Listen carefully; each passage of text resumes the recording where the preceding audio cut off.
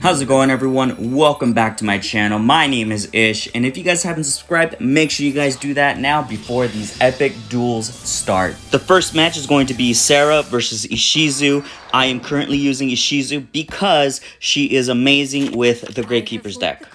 So let's see what kind of deck this person is going to be using with Sarah. Alright. And it looks like we're going to be playing against the Magician's deck, or a variant of it, which is a pretty cool concept of it. You have your Chocolate Magicians, you have your Berry Magicians, you have your Apple Magicians. So it's pretty awesome with that deck. So I'm going to be drawing right now. I drew into Estelle, and then I'm going to activate my Necro Valley. Awesome. Let's see if they have a response. And they do. Oh, a Regeki break. So I'm going to lose my Necro Valley right here, which is not a problem actually, just because I have Necro Valley's temple. So I'm gonna set that face down, and then next turn I'm going to activate the effect, which will allow me to get my Necro Valley back onto the field and at face up position. Alright, so it looks like they put a card face down.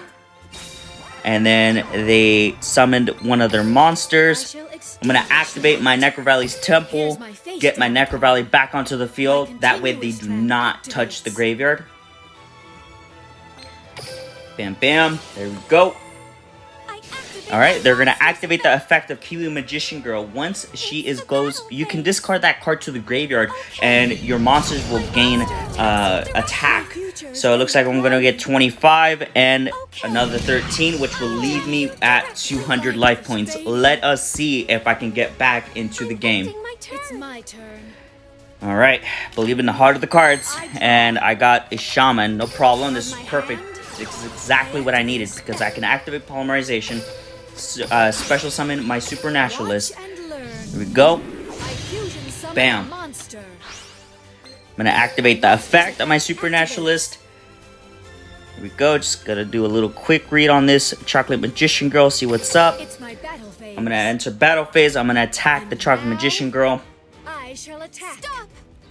She's going to activate her effect, which will try to allow her to special summon a Magician or a Spellcaster type from the graveyard, but I negated it with my Necro Valley, so that's going to trigger my effect of the Supernaturalist at the end of my phase. Get that card right there. That way they're not able to special summon even more. There we go. Draw phase, and they're going to end their turn. Nothing else to do. Cool, so I got the Necro Valley's Throne. Activate Hidden Temples of Necro Valley. Shut them down completely. Activate the effect of my Supernaturalist once again. Alright. Gonna activate Necro Valley's Throne. Let's see, what do I want to get here?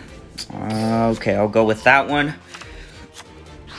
The great thing about this card is that once it goes into the field, as long as Necro Valley is on the field, my Gravekeeper monster cannot be targeted by effects such as trap cards and so forth. So what I'm going to do now is I'm just going to end my turn here, just because I don't want to give them any more life points than what I want, you know.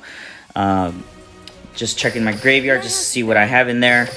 I'll just end my turn right there. Activate the effect of my Supernaturalist, and I will get my Descendant to my hand.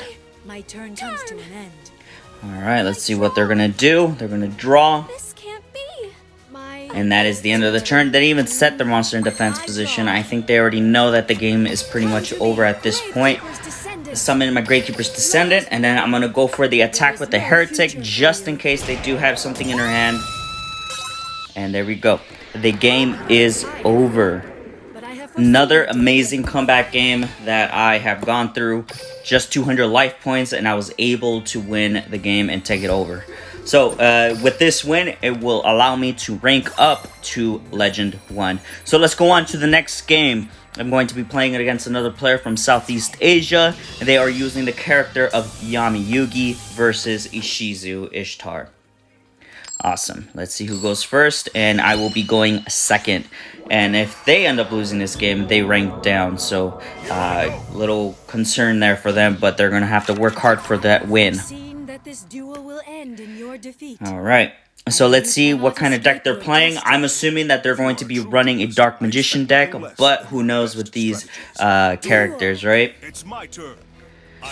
Alright, so they're setting a card face down, another one face down, and the turn is over. So I'm going to be drawing my card, and it looks like I drew into a Hidden Temples Necro Valley. I'm going to activate my Necro Valley.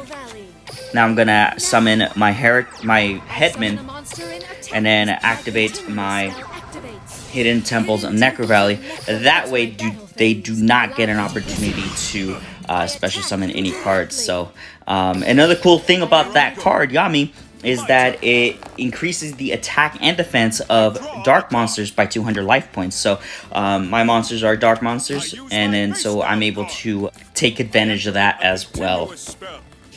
Alright, so they activated the spell. It's a continuous spell card.